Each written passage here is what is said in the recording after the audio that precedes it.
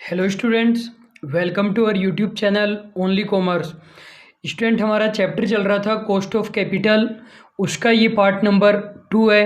तो मैं उम्मीद करता हूँ आप लोगों ने पार्ट नंबर 1 देख लिया होगा और उसे अच्छे से समझ लिया होगा, क्योंकि उसमें हमने काफ़ी कॉन्सेप्चुअल पॉइंट्स डिस्कस किए थे। आज हम कॉस्ट ऑफ इक्विटी को डिस्कस करने वाले हैं। कॉस्ट ऑफ डेब्ट और cost of preference share already हम डिस्कस कर चुके हैं। तो आज न केवल हम एक्सटर्नल इक्विटी को डिस्कस करेंगे, बल्कि इंटरनल इक्विटी को भी आज ही हम डिस्कस करने वाले हैं। देखो स्टूडेंट, इसमें से जो CAPM हमारा मेथड है वो सबसे ज़्यादा इम्पोर्टेंट है। इस वाले चैप्टर में सबसे ज़्यादा इम्पोर्टेंट है कैपिटल एसेट प्राइसिंग मॉडल। उसके बाद हम यदि बात करें तो कॉस्ट ऑफ इक्विटी के अदर मेथड्स इम्पोर्टेंट है।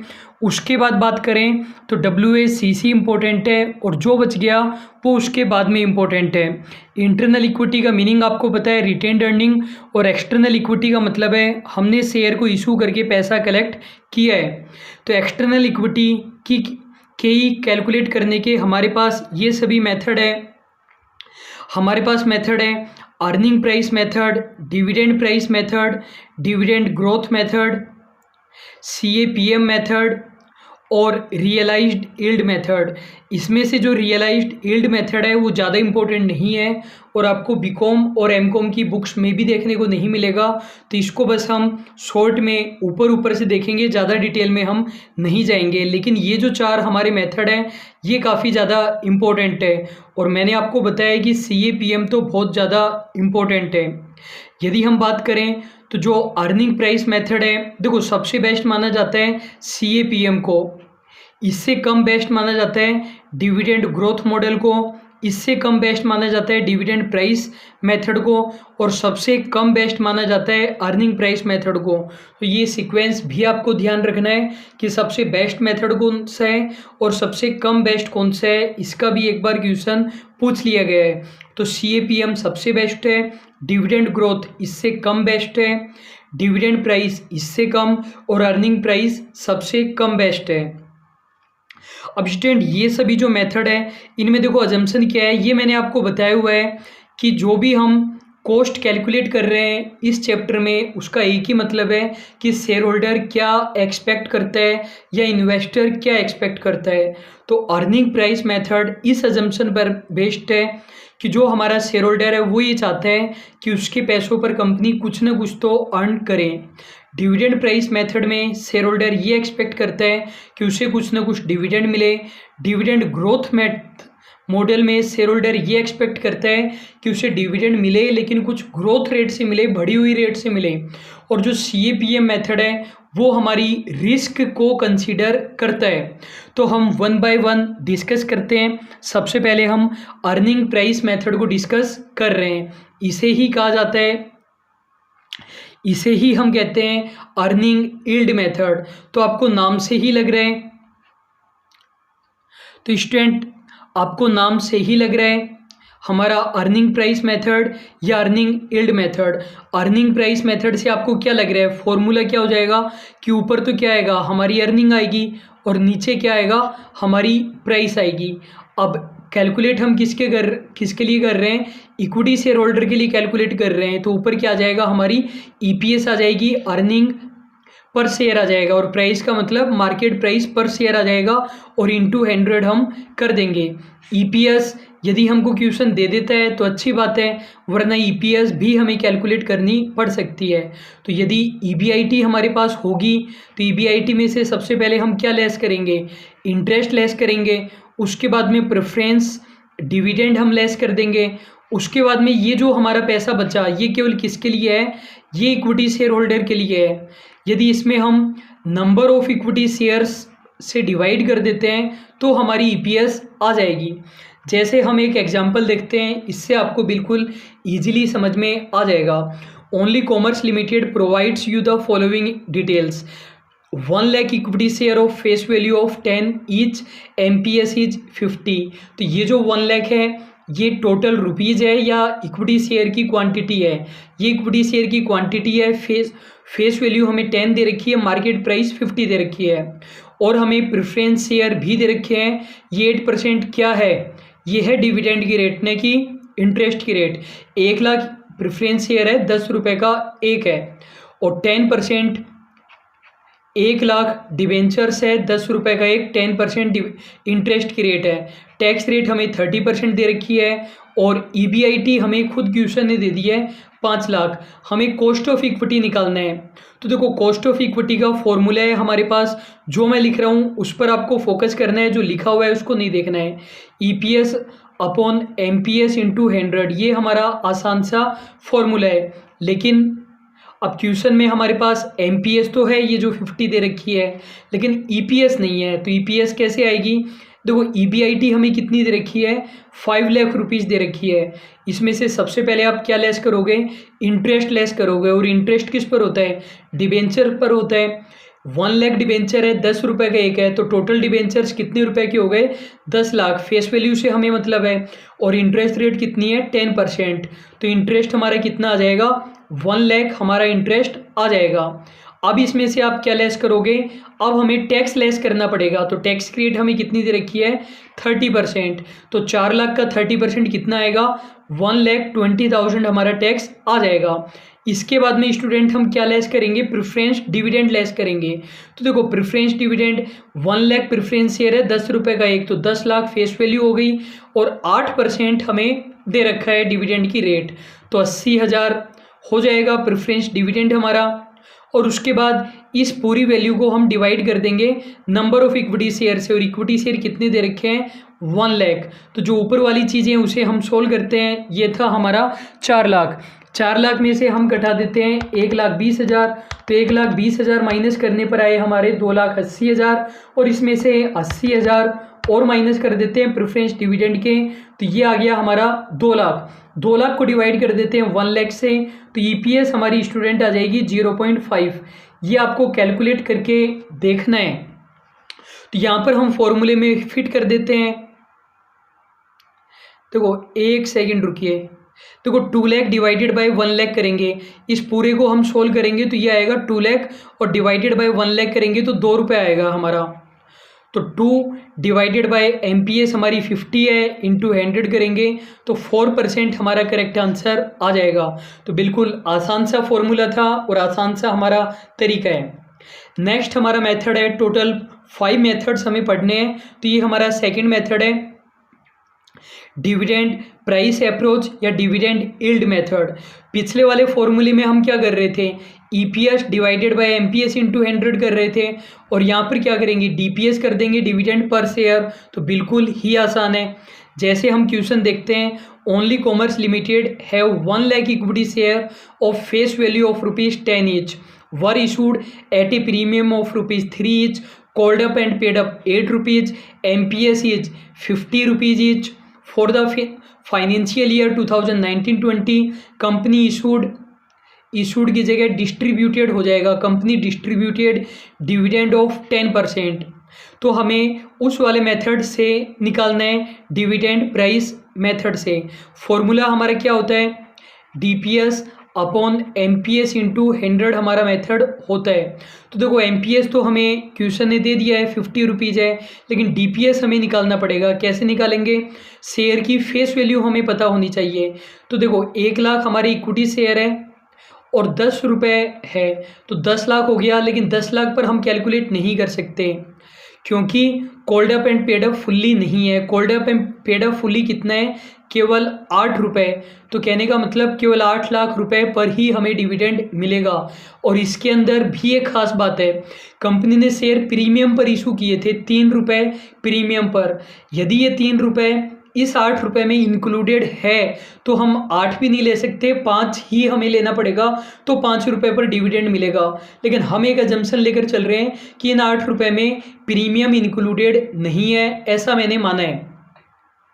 तो 8 लाख पर हमें डिविडेंड मिल जाएगा। तो डिविडेंड हमें कितना मिलेगा, डिविडेंड हमें या तो ये मान सकते हो कि 80,000 रुपये का डिविडेंड हमें मिल जाएगा, और हमें तो पर शेयर चाहिए ना डिविडेंड। तो शेयर हमें कितने दे रखे हैं, 1 लाख। 80,000 डिवाइडेड बाय 1 लाख यदि आप करोगे तो 0.80, 80 पैसे हमारा एक शेयर का डिविडेंड आ गया। MPS हमें 50 दे ही रखी है, इंटू 100 कर देंगे, तो 0.80 डिवाइडेड बाय 50 इंटू 100 करने पर हमारा आंसर आ गया है 1.6। तो स्टूडेंट ये हमारा करेक्ट आंसर हो जाएगा। आई होप आपको बिल्कुल ईजिली समझ में आ रहा होगा और बिल्कुल आसान सा हमारा मेथड है। तीसरा हमारा मेथड है डिविडेंड ग्रोथ मेथड। तो ये मेथड भी पिछले मेथड के जैसे ही है, जो लिखा हुआ है उसमें दिमाग मत लगाओ वरना समझ में नहीं आएगा। पिछले वाले मेथड में आप क्या कर रहे थे, डीपीएस अपॉन एमपीएस इंटू 100। इस वाले में भी हमें यही करना है, डीपीएस अपॉन एमपीएस इंटू 100। बस हमें दो चेंज कर देने हैं। पहला चेंज तो क्या करना है, ग्रोथ रेट अपन को जोड़ देनी है। क्वेश्चन खुद बताएगा कि ग्रोथ रेट कितनी है, वो हम जोड़ देंगे। सेम पिछले वाले के जैसे करना है। और एक छोटा सा चेंज और करना है, पिछली बार हम जो डिविडेंड ले रहे थे वो हम करंट ईयर का ले रहे थे, लेकिन यहाँ पर जो हमें डिविडेंड लेना है वो हमें नेक्स्ट ईयर का लेना है। पिछले वाले फॉर्मूले में या डिविडेंड प्राइस मॉडल में हम क्या कर रहे थे, करंट ईयर का डिविडेंड ले रहे थे, लेकिन इस वाले में हमें नेक्स्ट ईयर का एक्सपेक्टेड डिविडेंड हमें लेना है। पहले हम एग्जाम्पल देखते हैं एक, फिर मैं आपको कुछ और बातें बताता हूँ। ये हमें एमपीएस दे रखा है, ये करंट डिविडेंड यानी करंट ईयर का है, और ये हमारा ग्रोथ मॉडल है। तो यदि डिविडेंड प्राइस मेथड होता हमारा, जो हमारा सेकंड वाला फॉर्मूला था, उसमें तो हम कैसे करते हैं, जो इस साल का डिविडेंड है डिवाइडेड बाय एमपीएस हमें दे रखी है 42.40 इंटू 100, ऐसे हमारा आंसर आ जाता। लेकिन इसमें हम 8 रुपये कम में नहीं ले सकते डिविडेंड के, हमें नेक्स्ट ईयर का चाहिए होगा, तो इसमें हमें ग्रोथ रेट जोड़नी पड़ेगी। तो 8 में यदि आप 6% जोड़ोगे तो कितना आएगा, देखो 8 में यदि हम 6% जोड़ेंगे तो वो आ जाएगा हमारा 8.48%। मतलब कंपनी नेक्स्ट ईयर इतना डिविडेंड देने की तैयारी में है, और एमपीएस हमें इतनी दे ही रखी है, इंटू हम 100 कर देंगे, और बाद में ग्रोथ को हमें फिर से जोड़ना पड़ेगा। तो 8.48 डिवाइडेड बाई 42.40 इंटू 100 करने पर ये आया 20 आया हमारा, और ग्रोथ रेट हमें कितनी दे रखी है 6, ये भी हमें जोड़ना पड़ेगा, तो 26 हो जाएगा। स्टूडेंट एक मिस्टेक कर देते हैं, वो 20 में 6% मतलब 20 का 6% ले लेते हैं। 20 का 6% नहीं लेना है, 20 में डायरेक्टली 6% जोड़ देना है। ऐसा क्यों, देखो परसेंटेज तो यहाँ पर पहले ही निकल गया था ना, 8.48 डिवाइडेड बाई 42.40 इंटू 100, तो परसेंटेज में परसेंटेज तो डायरेक्टली जुड़ जाएगा। तो आई होप स्टूडेंट आपको ये बिल्कुल ईजिली समझ में आ ही चुका है, बिल्कुल पिछले फॉर्मूले के जैसे ही है। पिछले फॉर्मूले में हम कर रहे थे डीपीएस अपॉन एमपीएस इंटू 100, इसमें भी हम यही कर रहे हैं, DPS upon MPS into 100। Growth rate को एक्स्ट्रा में जोड़ देना है। ग्रोथ किस चीज़ की है, डिविडेंड की ग्रोथ है, और यहाँ पर डिविडेंड हमें नेक्स्ट ईयर का एक्सपेक्टेड लेना है। ये मॉडल किसने दिया था, गॉर्डन ने दिया था। स्टूडेंट यदि आपको ध्यान हो, हमने जब डिविडेंड पॉलिसी डिसीजन वाला चैप्टर पढ़ा था, तब मैंने आपको बताया था कि जो रिलेवेंसी अप्रोच होती है उसके अंदर वोल्टर की अप्रोच, गॉर्डन का मॉडल और ग्राहम हैंड डॉड मॉडल आता है रिलेवेंसी मॉडल के अंदर। जो गॉर्डन का मॉडल होता है उसे डिविडेंड ग्रोथ मॉडल भी कहा जाता है, और वहाँ पर मैंने बताया था कि प्राइस को कैलकुलेट करने का फॉर्मूला होता है D1 अपॉन KE माइनस जी, ये मैंने आपको फॉर्मूला बताया था। अब इस फॉर्मूले में हम प्राइस कैलकुलेट कर रहे हैं। अब इसी फॉर्मूले में यदि आप जी को कैलकुलेट करोगे तो ये इसी फॉर्मूले से यदि आप KE को कैलकुलेट करोगे, मतलब यहाँ पर तो अपन P कैलकुलेट कर रहे हैं ना, यदि आप KE को कैलकुलेट करोगे तो यही वाला फॉर्मूला बन जाएगा स्टूडेंट। तो कहने का मतलब यदि अपन KE कैलकुलेट करेंगे तब तो ये बन जाएगा, और प्राइस कैलकुलेट करेंगे तो ये वाला बन जाएगा। आप चाहे तो कैलकुलेट करके देख सकते हैं। यदि आपको टफ लगे तो आप यहाँ पर प्राइस कुछ मान लेना, 5 रुपये मान लेना प्राइस, फिर आपको फॉर्मूला इजीली समझ में आ जाएगा। तो आप याद रखना, जब भी डिविडेंड ग्रोथ लिखा आ जाए तो वो फॉर्मूला किसने दिया था, गॉर्डन ने दिया था। चाहे डिविडेंड पॉलिसी डिसीजन के अंतर्गत आता हो, चाहे हमारे कॉस्ट ऑफ कैपिटल के अंदर आता हो। और ये भी ध्यान रखना, डिविडेंड पॉलिसी डिसीजन में जो हमारा डिविडेंड ग्रोथ मॉडल था वो रिलेवेंट मॉडल था, और इसी मॉडल को एडवोकेट किया था इजरा सोलोमन ने और सेफिरियो ने। इन्होंने भी इस मॉडल को अच्छा बताया था। तीसरा हमारा मेथड है चौथा हमारा मेथड है, एक मेथड हमने पढ़ा डिविडेंड प्राइस मेथड, एक हमने पढ़ा अर्निंग प्राइस मेथड, एक हमने पढ़ा डिविडेंड ग्रोथ मेथड, और फोर्थ है हमारा कैपिटल एसेट प्राइस मेथड। और स्टूडेंट मैं आपको बता चुका हूँ ये इस चैप्टर की जान है, सबसे ज़्यादा इंपॉर्टेंट यही है, सबसे ज़्यादा इसी में से ही क्वेश्चन आते हैं, तो बिल्कुल ध्यान से रखना। देखो फॉर्मूला क्या हो जाएगा के ई कैलकुलेट करने का, R F plus beta into R M minus R F, ये है बीटा हमारा। आर एफ का मतलब क्या है, आर एफ का मतलब है रिस्क फ्री रेट, बी का मतलब क्या है बीटा, और बीटा क्या शो करता है, रिस्क शो करता है। आर एम क्या है, interest rate on marketable security या फिर मार्केट रिस्क प्रीमियम, और आर एफ तो रिस्क फ्री रेट है ही, जो लिखा हुआ है उस पर आपको ध्यान देने की ज़रूरत नहीं है, मैं उसकी रीडिंग लगा दूंगा। आर एफ का मैंने मतलब बताया एक तरीके से interest on risk free loan, R F का मतलब है interest on risk free loan, कहने का मतलब कि एक ऐसा लोन है जिस पर रिस्क नहीं है या बहुत ज़्यादा कम है, ये उसकी इंटरेस्ट रेट है। अब आप मुझे एक बात बता दो कि एक ऐसा लोन है जिसमें रिस्क बहुत ज़्यादा कम है, उस पर इंटरेस्ट रेट कम आएगी या ज़्यादा आएगी, सीधी सी बात है कम आएगी, वो तो एक तरीके से मिनिमम हो गई। जैसे हम बात करें ट्रेजरी बिल्स की, ट्रेजरी बिल्स कौन इशू करता है, आरबीआई इशू करता है सेंट्रल गवर्नमेंट के बिहाफ पर, तो इंटरेस्ट रेट बहुत ज़्यादा कम होती है क्योंकि सबसे कम रिस्क है, आरबीआई तो कम से कम नहीं डूबेगा, एसबीआई वगैरह सब डूब जाए लेकिन आरबीआई के डूबने की संभावना सबसे कम है, तो वो रिस्क फ्री रेट हो गई और सबसे कम रेट होती है ये आरएफ वाली। अब आप ध्यान से सुनना, आरएम वाला कॉन्सेप्ट और बीटा वाला कॉन्सेप्ट लोगों को समझ में आता नहीं है, लोग रट लेते हैं, मैं भी चाहता तो इस वाले फॉर्मूले से डायरेक्ट आंसर आ सकता है, लेकिन मैं आपको समझाना चाहता हूँ। आरएफ आप समझ चुके हो और इन दोनों को आप ध्यान से समझ लेना। मान लीजिए जैसे देखो आपको पता है कि अपनी कंपनी है ओनली कॉमर्स लिमिटेड, ये हमने माना, हम इसको प्रोप्राइटरी फर्म नहीं मानकर ओनली कॉमर्स लिमिटेड मान रहे हैं, ये हमने माना, और अपनी ही फील्ड में टोटल 50 कंपनीज है, मतलब 50 कंपनीज अपन अपनी ही इंडस्ट्री में मानकर चल रहे हैं जो एजुकेशनल सर्विसेज प्रोवाइड करते हैं, ये 50 कंपनीज हमने ले ली है। अब आरएम का मतलब कि मान लीजिए कि आप इन 50 कंपनीज में अपनी कंपनी भी इंक्लूडेड है, ये लोग सिमिलर बिजनेस ही करते हैं, जो अपन करते हैं वही करते हैं। आरएम हमें दे रखा है 10% और आरएफ हमें अपन को दे रखा था मान लो 5%, कहने का मतलब यदि आप रिस्क फ्री इंटरेस्ट चाहते हो, कोई भी रिस्क नहीं चाहते हो, एक तरीके से आरबीआई की ट्रेजरी बिल्स खरीदना चाहते हो, केवल 5% ही कमाई होगी भैया, तो 5% में यदि आपको संतोष है तब तो बढ़िया बात है। आपको लगता है कि 5% तो महंगाई बढ़ जाएगी एक साल में, 5% से तो काम नहीं चलेगा हमारा, ज़्यादा चाहिए, तो आप ये खरीद सकते हो। जो भी ये 50 कंपनीज है इसमें से किसी के भी आप शेयर खरीद लो तो ये एवरेज है कि 10% का आपको फ़ायदा हो जाएगा। अब मान लो कि आपने हमारी कंपनी के शेयर खरीद लिए, इन 50 में हमारी कंपनी भी तो शामिल है, आप बोलो, आप मुझे बताओ कि 10% का फ़ायदा होगा कि नहीं होगा, आप बोल रहे हो कि सर हो जाएगा 10% का तो फ़ायदा, क्योंकि ये 10% तो है ही ना। देखो हो तो जाएगा, सही बात है, लेकिन ये 10% तो एवरेज है नहीं इन 50 कंपनीज का, मैंने आपको बताया था स्टैंडर्ड डिविएशन इसी के लिए तो काम में आता है।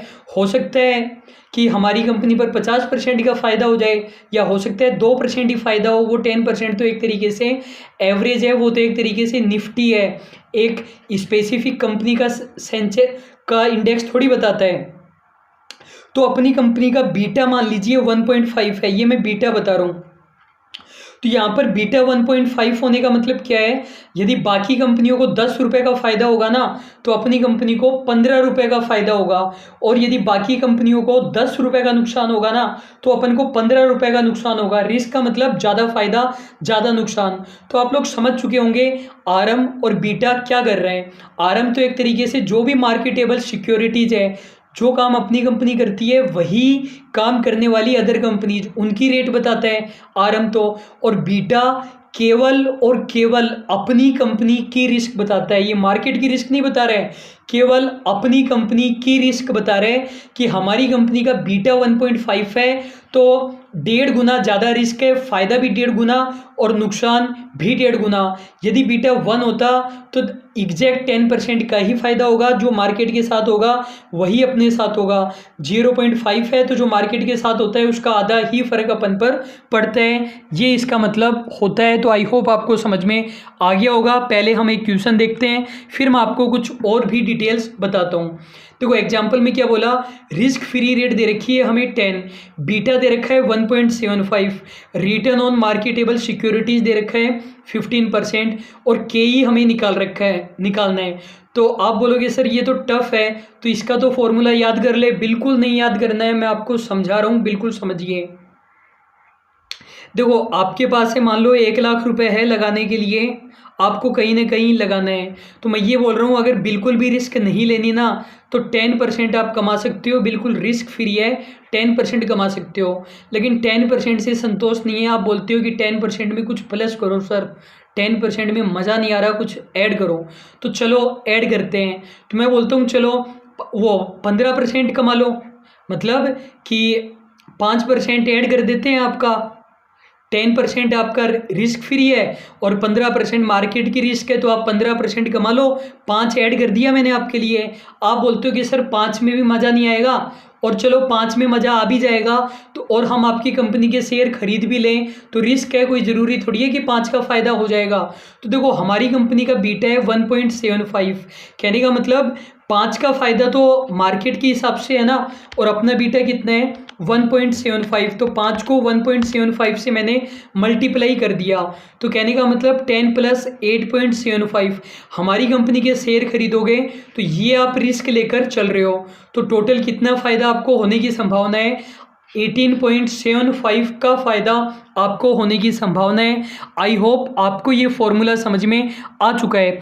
आपको जो 1,00,000 रुपए लगाने थे, यदि आप रिस्क फ्री से सेटिस्फाई हो सकते हो तो 10% में लगा दो, हमारी कंपनी में आने की ज़रूरत नहीं है। आप रिस्क लेना चाहते हो तो देखो किसी भी कंपनी में लगाओ, मतलब हमारे से जो सिमिलर है, 5% का तो एक्स्ट्रा बेनिफिट आपको होगा ही, लेकिन हमारी कंपनी का बीटा है 1.75, तो इससे मल्टीप्लाई किया तो 8.75 का फ़ायदा आपको हो सकता है। टोटल ये आपको फ़ायदा होगा, आपको समझ में आ गया होगा। तो स्टूडेंट देखो मैंने आपको क्या बताया, जो आरएफ होता है वो क्या होता है, रिस्क फ्री रेट होता है, मतलब इसमें कोई भी रिस्क नहीं है, एक तरीके से गवर्नमेंट सिक्योरिटी की बात हो गई। और जो आरएम होता है उसको हम बोलते हैं interest rate on marketable security, इसी को ही मार्केट रिस्क प्रीमियम भी कहा जाता है। अब आप मेरी बात बिल्कुल ध्यान से सुनिएगा, जो बीटा है वो शो करता है रिस्क को शो करता है, और ये सिस्टेमेटिक रिस्क को मेजर करता है। आप बोलोगे ये क्या नई चीज़ आ गई सिस्टेमेटिक रिस्क, तो देखो बिजनेस रिस्क 2 टाइप की होती है। रिस्क का मतलब होता है फ़ायदा भी ज़्यादा नुकसान भी ज़्यादा। बिजनेस रिस्क होती है 2 प्रकार की, एक होती है सिस्टेमेटिक, एक होती है अनसिस्टेमेटिक। सिस्टेमेटिक वो होती है जो हमारे कंट्रोल में नहीं है, उसका हम कुछ भी नहीं कर सकते, हमारे कंट्रोल में नहीं है। हमारे कंट्रोल में क्यों नहीं है, जैसे देखो कि एग्ज़ाम लेट हो रहा है, पता नहीं एग्ज़ाम कब होगा कब नहीं होगा, इसकी वजह से लोग पढ़ाई नहीं कर रहे तो कोर्स परचेज नहीं करेंगे, कोर्स परचेज नहीं करेंगे तो अपना बिजनेस अफेक्टेड होगा। अब कोई कंट्रोल है क्या मेरा, कुछ कर सकता हूँ क्या, नहीं कर सकता। तो जो सिस्टेमेटिक रिस्क है वो बताती है कि उस पर हमारा बिल्कुल भी कंट्रोल नहीं है।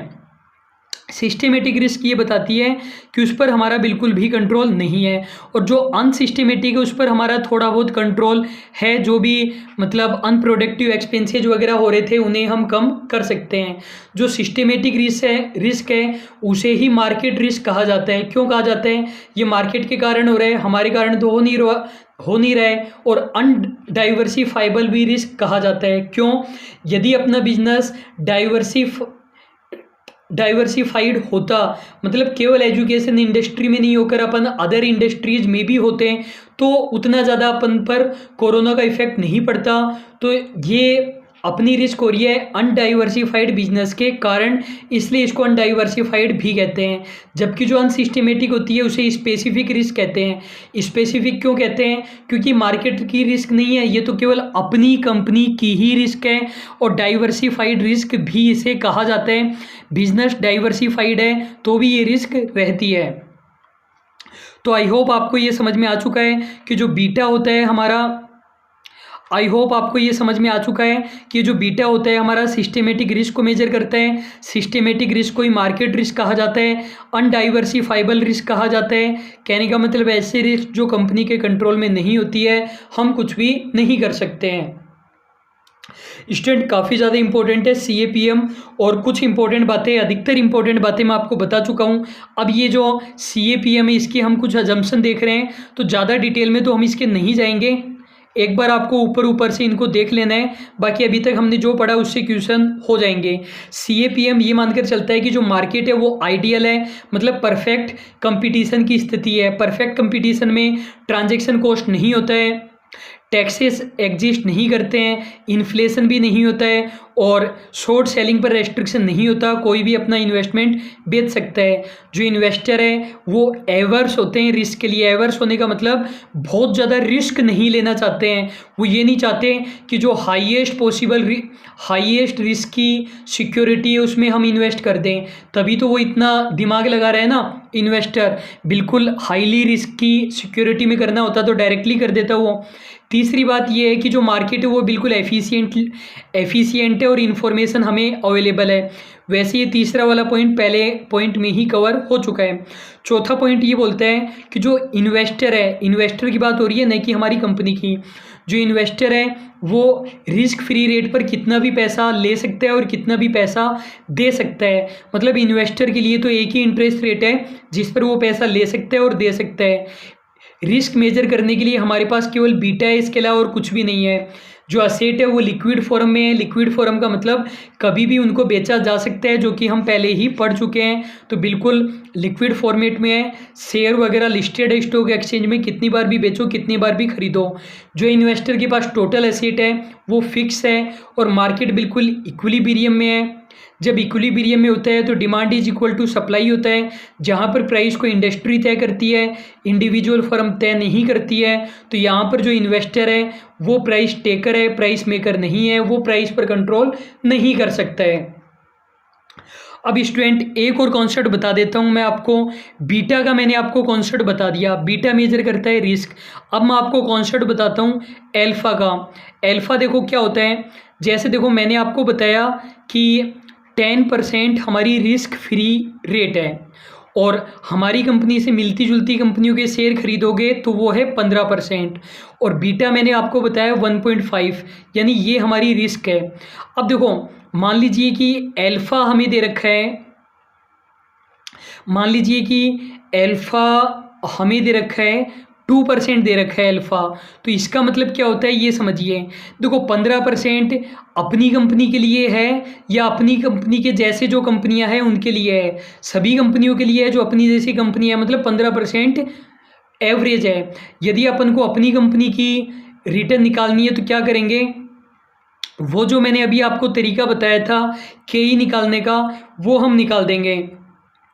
तो हमने क्या तरीका निकाला था, 10 तो हमको लेना ही है, और 15 - 10 करेंगे तो कितना आएगा 5। इसको बीटा से मल्टीप्लाई करेंगे, बीटा कितना है 1.5, तो कितना हो जाएगा ये 7.5, और 10 जोड़ देंगे तो 17.5। ये अपनी कंपनी की क्या आ गई थी, एक तरीके से ये अपनी कंपनी की KE आ गई थी। अब एक बात बता दो आप मुझे, ये जो KE हमने कैलकुलेट की है CAPM से, ये बिल्कुल सही KE है या फिर ये एस्टिमेटेड है, एक्सपेक्टेड है? एक बात बता दो आप मुझे। तो ये बिल्कुल एक्सपेक्टेड है, ये हमने अनुमान ही तो लगाया, कैलकुलेशन कभी परफेक्ट थोड़ी होती है। तो हमने ये KE निकाली है 17.5%। हमने ये मानकर चला ओनली कॉमर्स लिमिटेड में अगले साल इतने % का फ़ायदा हमें होगा, लेकिन एक्चुअल में फ़ायदा हो गया मान लो 19.5% का हो गया, 17.5 का नहीं हुआ। तो ये जो 2% का वेरिएशन है ना, इसे अल्फ़ा कहा जाता है। ये जो वेरिएशन आया 2% का, इसे वेरिएशन कहा जाता है। 17.5 की जगह यदि 20% का फ़ायदा हुआ तो 2.5 हमारा अल्फ़ा हो गया। यदि अब ये जो 2% है ये पॉजिटिव है कि नेगेटिव है? पॉजिटिव है ना, फ़ायदा ज़्यादा हुआ। और यदि मान लो 15% का ही फ़ायदा होता तो 2.5% क्या हो जाता, नेगेटिव। तो पॉजिटिव अल्फ़ा और नेगेटिव अल्फ़ा का मतलब आप समझ चुके हो। तो देखो मैं रीडिंग लगा देता हूँ, क्या लिखा हुआ है। अल्फ़ा का मतलब होता है एक्सेस रिटर्न, या ज़्यादा बढ़िया रहेगा ये कहना एबनॉर्मल रेट ऑफ रिटर्न, क्योंकि कम भी हो सकता है, ज़्यादा भी हो सकता है। तो अगर एक्सीड करेगा तब तो पॉजिटिव अल्फा आएगा और कम होगा तो नेगेटिव रिटर्न आएगा। अब मान लो कि पॉजिटिव आ गया, सोचा तो था हमने 17.5 और फ़ायदा हो गया 19.5 का। आपने तो शेयर ये सोचकर खरीदे थे ना कि 17.5 का फ़ायदा होगा, फ़ायदा हुआ 19.5 का। तो आपको बढ़िया लगेगा या बेकार लगेगा? बढ़िया लगेगा। आपको क्या लगेगा, कम प्राइस में शेयर मिल गए या ज़्यादा प्राइस में मिले हैं? सही बताओ आप, क्या लगेगा आपको? कम प्राइस में शेयर मिल रहे हैं या ज़्यादा में? कम प्राइस में लगेगा ना। तो यहाँ पर एक तरीके से हमारा जो स्टॉक है वो अंडर प्राइस्ड होता है। और आपने सोचा था 17.5% का फ़ायदा हुआ 15% का, नेगेटिव अल्फा हो गया, नेगेटिव अल्फा हो गया। तो आपको क्या लग रहा है, महंगे खरीद लिए क्या शेयर? बिल्कुल महंगे खरीद लिए भैया। तो यहाँ पर जो हमारा स्टॉक है वो एक तरीके से ओवर प्राइस्ड है। तो आई होप आपको बिल्कुल अच्छे से ये पॉइंट समझ में आ चुका है। ये जो CAPM वाला मॉडल था ये किसने दिया था? 4 लोगों ने मिलकर दिया था। Trainer, William F Sharpe, John lintel और मोसिन। 4 लोगों ने मिलकर नहीं दिया था, इन चारों लोगों ने अलग अलग दिया था, इंडिपेंडेंटली दिया था। ईयर भी अलग अलग लिखे हुए हैं। तो पहले एक पर्सन ने दिया, फिर दूसरे ने, फिर तीसरे ने, फिर चौथे ने। आप बोलोगे कि फिर तो ये कॉपीराइट का फंडा नहीं बन गया, एक ने दे दिया वही चीज़ दूसरा दे रहा है। सेकंड वाले ने उस चीज़ को इम्प्रूव किया था ना, और जो हमारे पास फाइनल है वो तब आ पाया। और इससे पहले भी ये पर्सन थे हैरी मार्कोविट्ज, ये CAPM पर वर्क कर रहे थे लेकिन इनका वर्क कंप्लीट हुआ नहीं था, तो इसलिए इन लोगों ने इनके वर्क को आगे बढ़ाया। अब देखो स्टूडेंट, हम क्या क्या मेथड पढ़ चुके हैं जो भी KE कैलकुलेट करने के हैं। हमने पढ़ा earning price method, dividend price model, dividend growth model, CAPM। अब हम पढ़ेंगे रियलाइज्ड यील्ड मेथड। CAPM हमारा सबसे ज़्यादा इम्पोर्टेंट है, लेकिन क्वेश्चन हम सारे मेथड के एक साथ देखेंगे और काफ़ी सारे क्वेश्चंस हम देखने वाले हैं। आज हम मेनली क्वेश्चंस ही देखने वाले हैं। तो रियलाइज्ड यील्ड मेथड ज़्यादा इम्पोर्टेंट नहीं है, बुक में भी आपको देखने को नहीं मिलता है, फिर भी मैं आपको बता देता हूँ। रियलाइज्ड यील्ड मेथड में क्या होता है, जो पास्ट में हमें डिविडेंड मिला है उसके बेसिस पर हम KE कैलकुलेट करेंगे। और KE हम कैसे कैलकुलेट करेंगे? IRR के बेसिस पर कैलकुलेट करेंगे। IRR आप कंपनी के लिए निकालोगे या शेयर होल्डर के लिए निकालोगे? यहाँ पर हमें IRR निकालनी है शेयर होल्डर के लिए, न कि कंपनी के लिए। और IRR आपको निकालनी आती है। IRR में हम क्या करते हैं, परजेंट वैल्यू ऑफ इनफ्लो और परजेंट वैल्यू ऑफ आउटफ्लो दोनों बराबर होनी चाहिए, वही हमारी IRR होती है। तो इनफ्लो यहाँ पर क्या क्या रहेगा शेयर होल्डर के लिए, जो उसे डिविडेंड मिल रहा है उन सभी डिविडेंड का टोटल लगा देना, और शेयर बेचने के जो पैसे हैं मतलब सेल्स वैल्यू वो टोटल लगा देना, वो तो इनफ्लो हो गया। और जो परचेज प्राइस है वो हमारा आउटफ्लो हो गया। तो ऐसी रेट हमें निकालनी पड़ेगी जिससे present value of inflow plus sales value is equal to present value of purchase price बराबर हो जाए। IRR कैसे कैलकुलेट करते हैं या ये फिर से बताने की ज़रूरत नहीं है, कैपिटल बस्टिंग में हमने बिल्कुल डिटेल में पढ़ा है, न्यूमेरिकल क्वेश्चन नहीं आया है, फिर भी मैंने आपको समझा दिया है। अब हम ढेर सारे आज क्वेश्चन करने वाले हैं। लगभग मैं आपको 20 क्वेश्चन करवा रहा हूँ और 20 के 20 क्वेश्चन KE से आए हुए हैं, तो बिल्कुल ध्यान से आप लोग देख लेना। क्वेश्चन है हमारा, indicate the cost of equity capital based on capital asset pricing model. देखो स्टूडेंट, मैंने आपको पांचों मेथड बताने के बाद में एक साथ में क्वेश्चन क्यों करवा रहा हूँ, एक एक मेथड के क्वेश्चन मैंने क्यों नहीं करवाए? देखो कुछ क्वेश्चन में तो क्वेश्चन हमें खुद बता देगा कि कौन सा मेथड हमें काम में लेना है, लेकिन कुछ मेथड में हमें पता करना पड़ेगा। तो यदि मेथड के जस्ट बाद में मैं क्वेश्चन देता तो आप लोगों को पता करना नहीं पड़ता ना, तो हमें ये भी तो सीखना है कि पता कैसे चलेगा कौन सा मेथड लगाना है, इसलिए हम एक साथ कर रहे हैं। तो CAPM मेथड हमें लगाना है। बीटा हमें दे दिया, रिस्क फ्री रेट हमें दे दी, और expected rate of return on equity in market हमें दे दिया। तो बिल्कुल आसान से RF हमें कितना दे रखा है 9%, लेकिन इससे आप सेटिस्फाई कर नहीं रहे हो। अपनी रिस्क कितनी है, बीटा कितना है 1.4, और मार्केट वाली पर हम कितना कमा सकते हैं, मतलब जो प्रीमियम है वो कितना है 16 - 9, 16 - 9 कितना होता है 7 ही होते हैं। 7 को हम 1.40 से मल्टीप्लाई कर देते हैं, 7 × 1.4, तो वो आ रहा है हमारा 9.8 आ रहा है। 9 में 9.8 हम जोड़ देंगे तो आंसर कितना आ जाएगा 18.8 8 बिना ऑप्शन देखे ही हम कर सकते हैं, तो ये हमारा करेक्ट आंसर हो जाएगा। नेक्स्ट हमारा क्वेश्चन है current market price of A company share is 90। तो हमें एमपीएस दे दी है, एग्जाम में आपको इसी तरीके से करना है, साथ में समरी बनाते हुए चलना है। And the expected dividend per share is 4.5।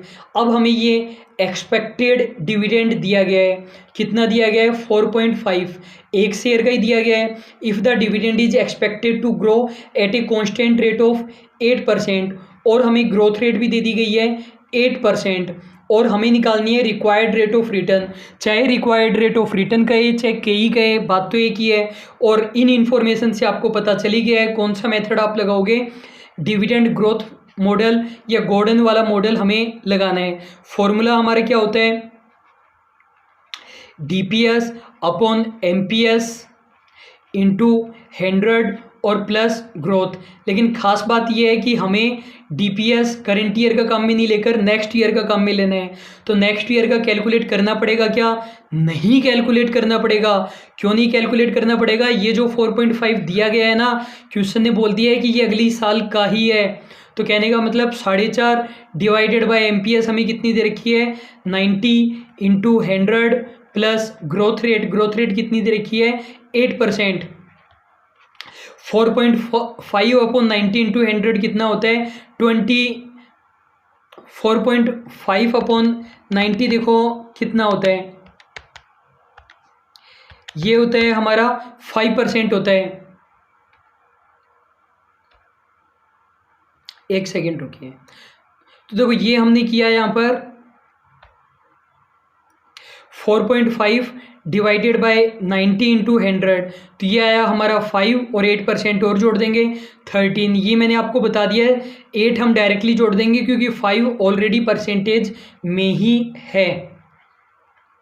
Next हमारा क्वेश्चन है which one of the following is not a method of calculation of cost of equity capital. ये बोल रहे हैं केई कैलकुलेट करने का इनमें से कौन सा मेथड नहीं होता है। डिविडेंड यील्ड मेथड होता है क्या, बिल्कुल होता है। जो डिविडेंड प्राइस मेथड है उसी को ही कहते हैं। डिविडेंड यील्ड प्लस ग्रोथ होता है क्या, बिल्कुल होता है, डिविडेंड ग्रोथ मॉडल गॉर्डन वाला। यील्ड टू मैच्योरिटी होता है क्या, मैंने तो ऐसा कहीं पढ़ा नहीं है।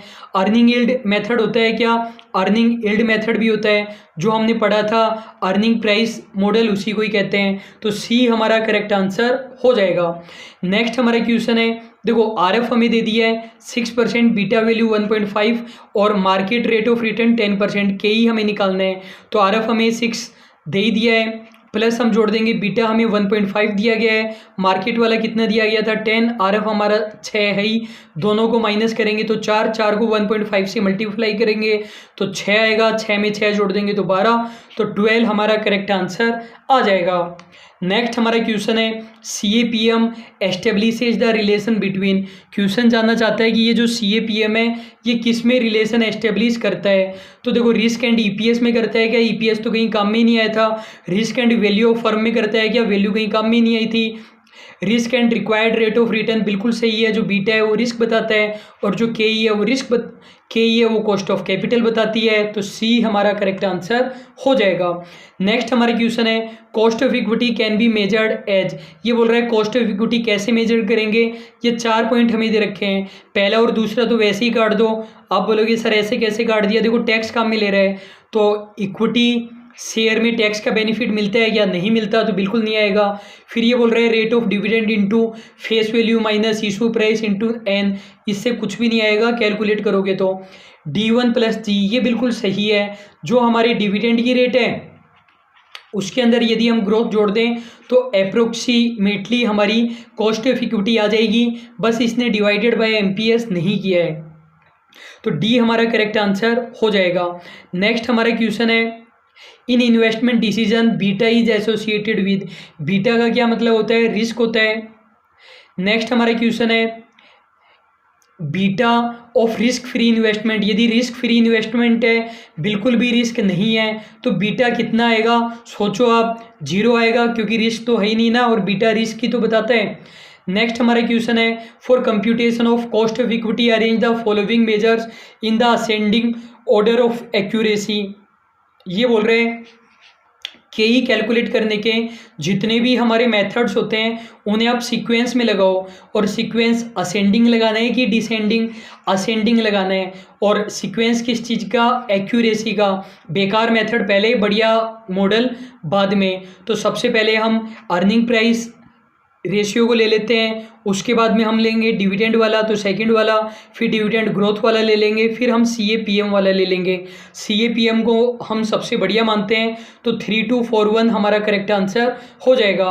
नेक्स्ट हमारा क्वेश्चन है, consider the following statement regarding the assumption of CAPM। CAPM की मैंने आपको अजम्पशन बताई थी।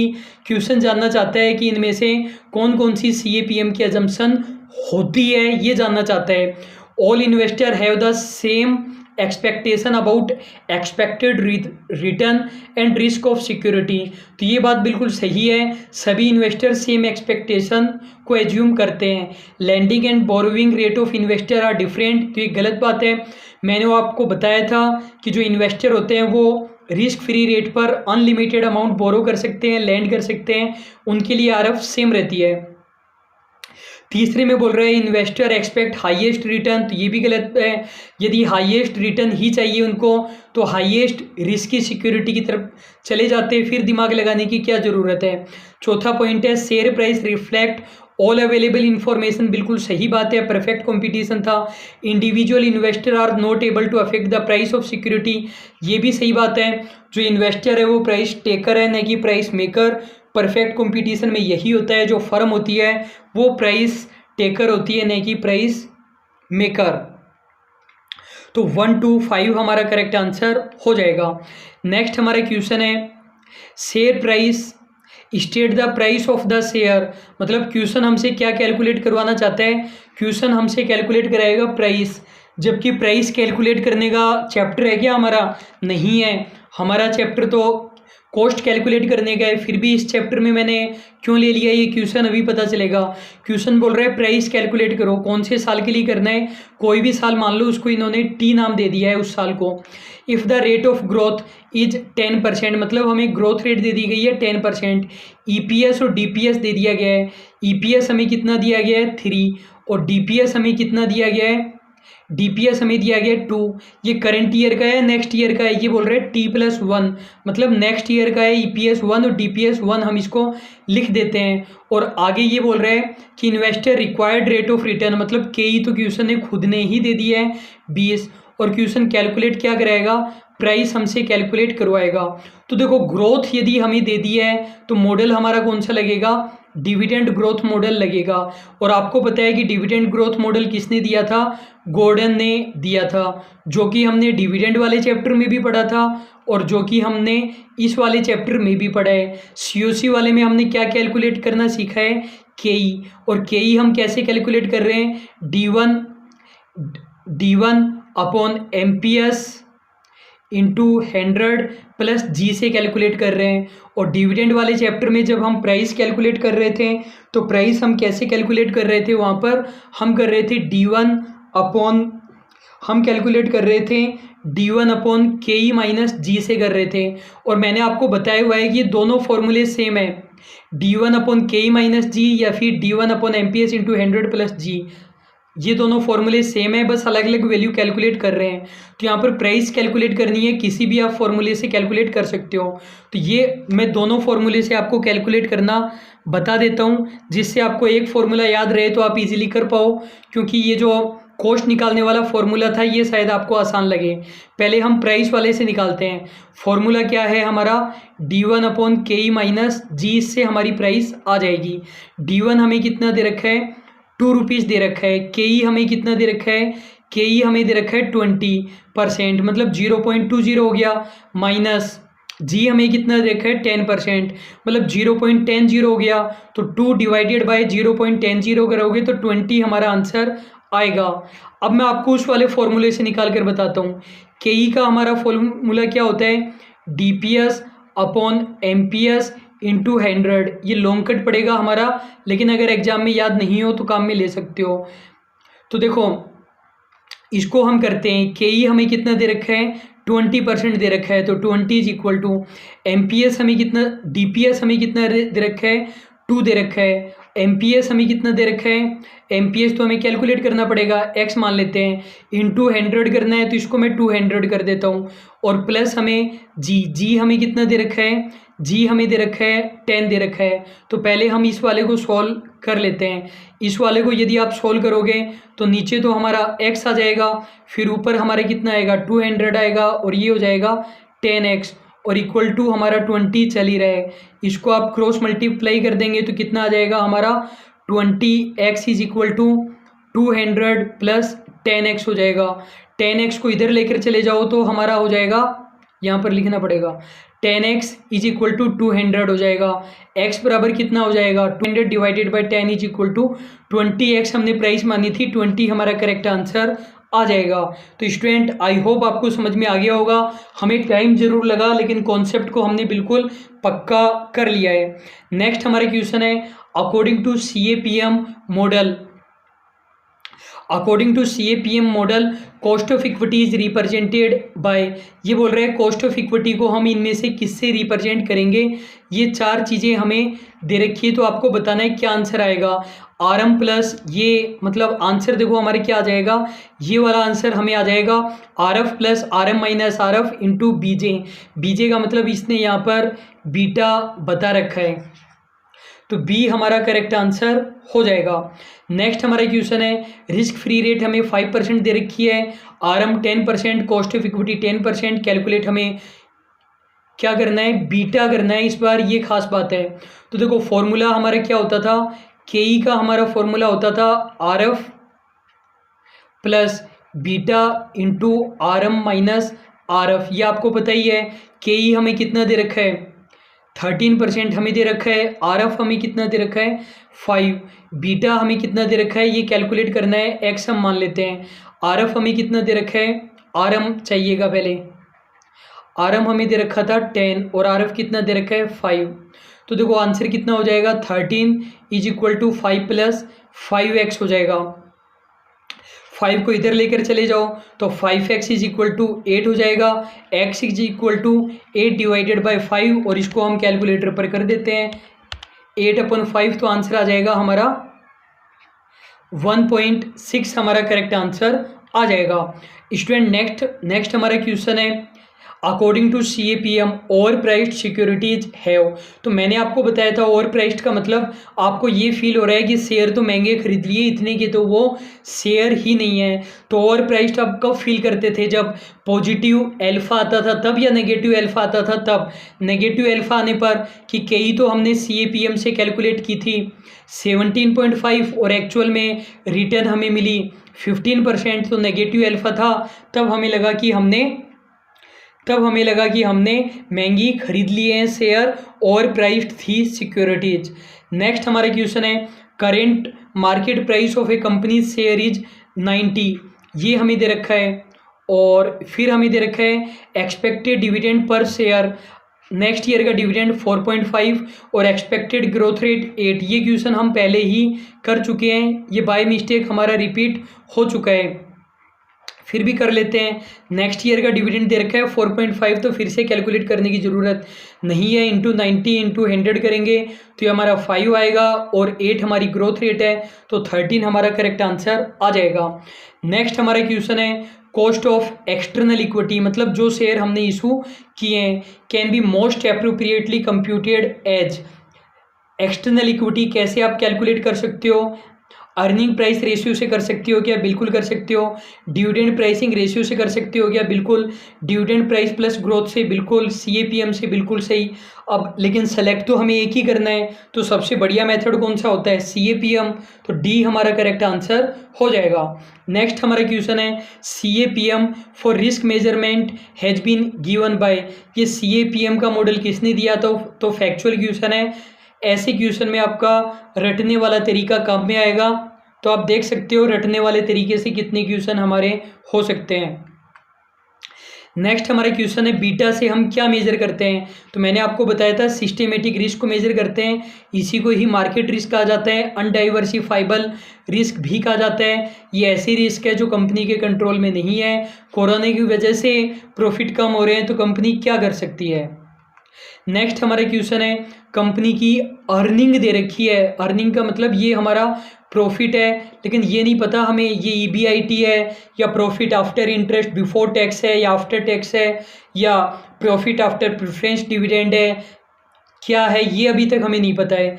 आगे बोल रहे हैं कंपनी का जो एक शेयर है उसकी मार्केट वैल्यू 175 रुपये 175।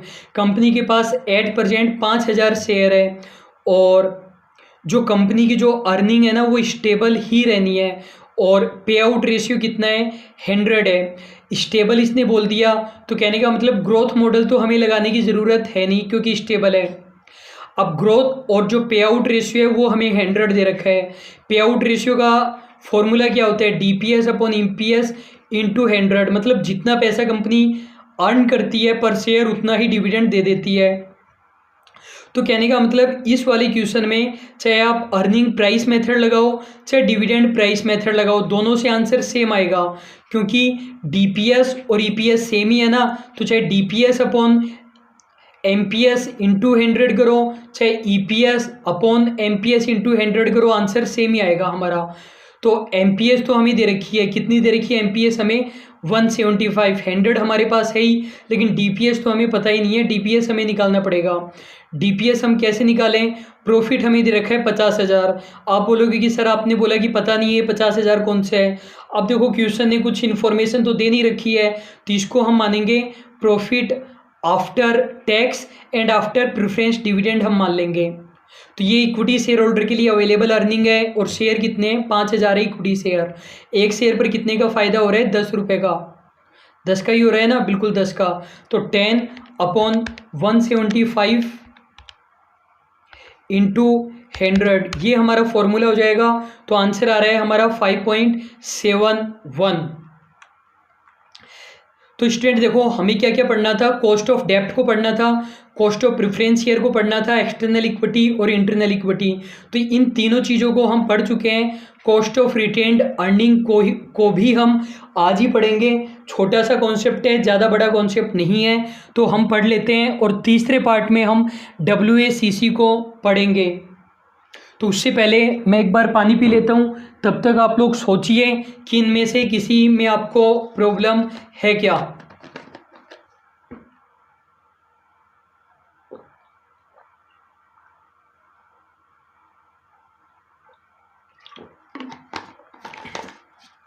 तो स्टूडेंट अब हम डिस्कस करेंगे इंटरनल इक्विटी को। तो स्टूडेंट पहले मैं आपको मीनिंग बता देता हूँ। तो देखो समझिए इंटरनल इक्विटी को, फिर हम रीडिंग लगाएंगे। तो देखो कंपनी के पास जो भी प्रॉफिट्स होते हैं, कंपनी को प्रॉफिट हुआ, मान लीजिए 50,000 रुपये का प्रॉफिट हुआ, तो कंपनी के पास दो ऑप्शन होते हैं, या तो पूरा पैसा डिविडेंड के रूप में डिस्ट्रीब्यूट कर दो या फिर पैसा कंपनी रोक लेती है, रिजर्व एंड सरप्लस में भेज देती है। और डिविडेंड देना या नहीं देना उसको हम काफ़ी डिटेल में डिस्कस कर चुके हैं।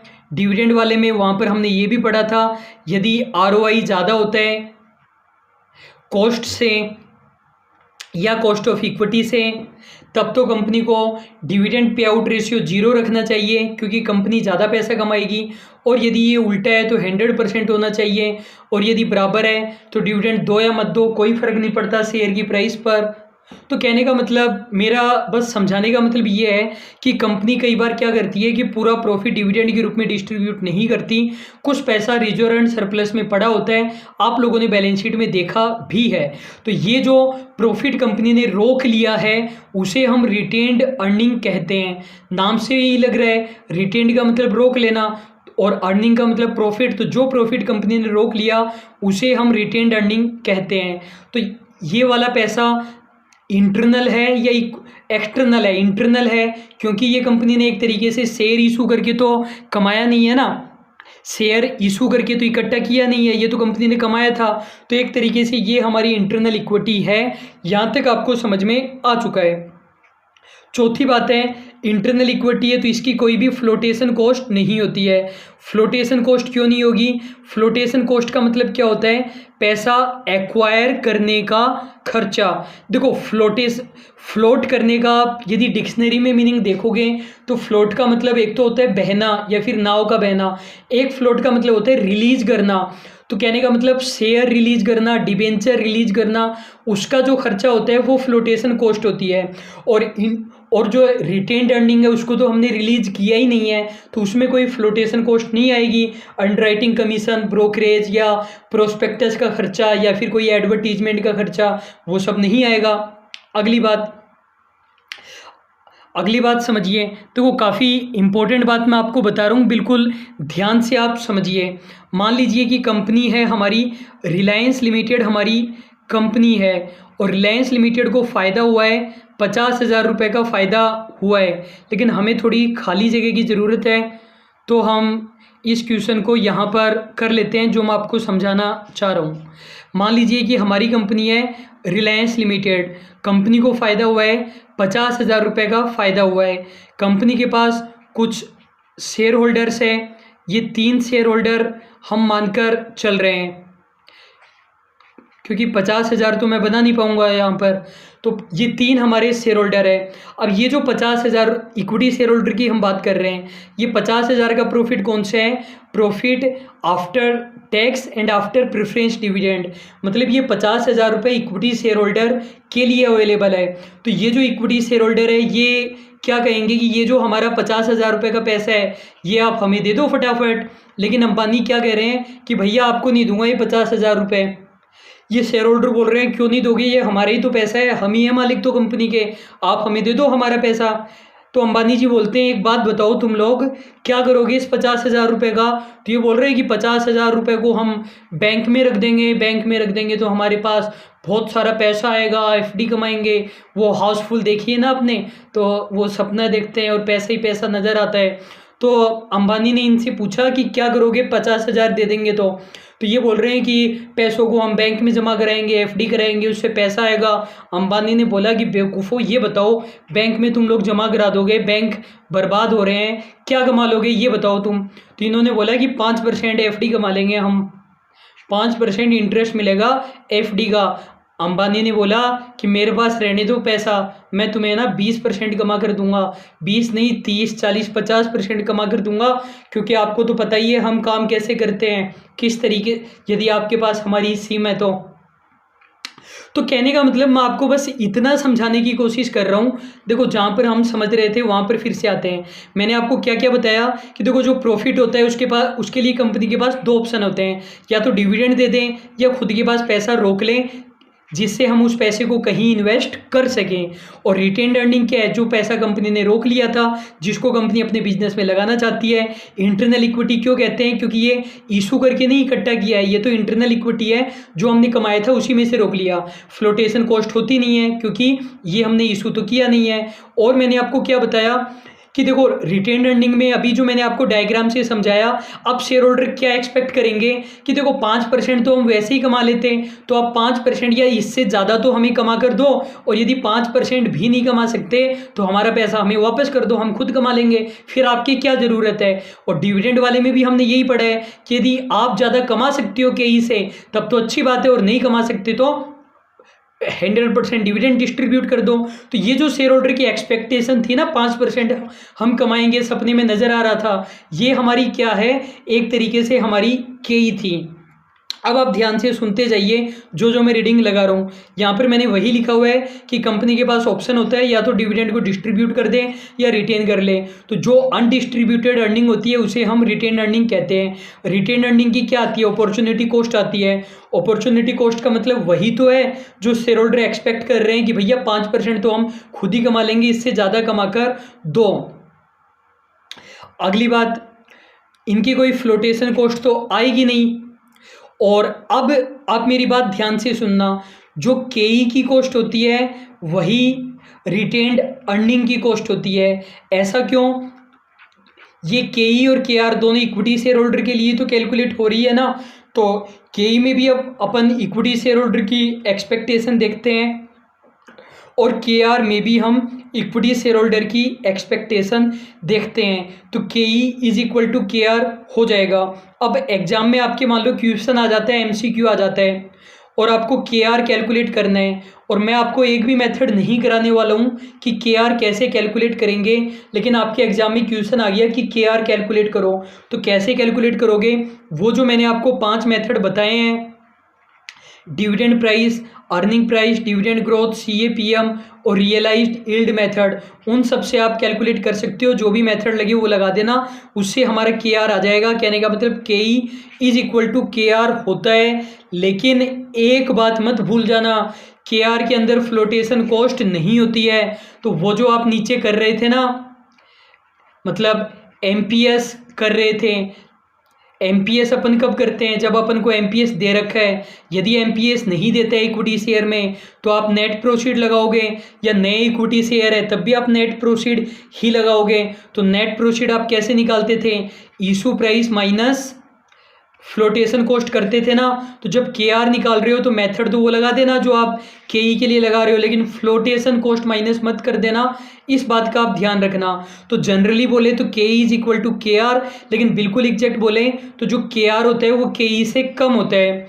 रिटेन्ड अर्निंग की कॉस्ट के ई से कम आएगी। कम क्यों आएगी? क्योंकि यहाँ पर फ्लोटेशन कॉस्ट नहीं होती है।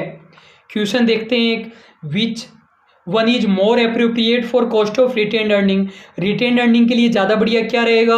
WACC रहेगा क्या? अपॉर्चुनिटी कॉस्ट रहेगा? Expected rate of return by the investor रहेगा, या नन ऑफ द अबव? तो देखो ये दोनों ही ऑप्शन वैसे तो हमारे करेक्ट है, लेकिन ज़्यादा करेक्ट आपको क्या लग रहा है रिटेन्ड अर्निंग के लिए? बी लग रहा है, तो बी हमारा करेक्ट आंसर हो जाएगा।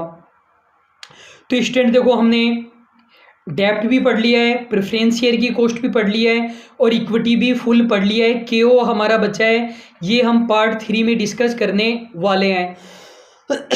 सभी वीडियोज को मैं एक साथ ही शूट करता हूँ, तो एक बार हम इन सभी को रिवाइज कर लेते हैं। तो ध्यान से आप सुनते जाना मेरी बात।